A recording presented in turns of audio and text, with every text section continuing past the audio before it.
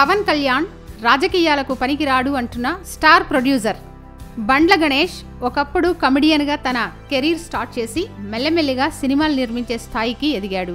2015లో temper cinema తర్వాత ఆయన banner నుండి సినిమాలు ఏమీ రాలేదు. చాలా రోజుల గ్యాప్ తర్వాత ఇటీవల ఒక ఇంటర్వ్యూలో సినిమా ఇండస్ట్రీ గురించి, పవన్ కళ్యాణ్ గురించి ఆయన కొన్ని సంచలన వ్యాఖ్యలు చేశారు.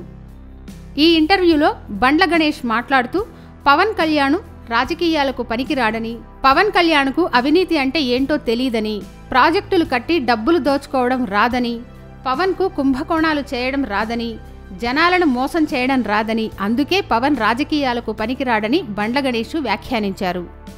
పవన్ కళ్యాణ్కు తెలిసింది ఒక్కటేనని, అది కేవలం ప్రజలకు సేవ చేయడం మాత్రమేనని గణేష్ చెప్పారు.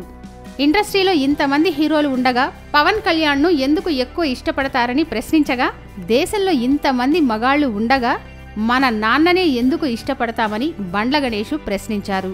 మీరు పవన్ కళ్యాణ్కు వ్యక్తిగత సమస్యలను కూడా పరిష్కరించారట.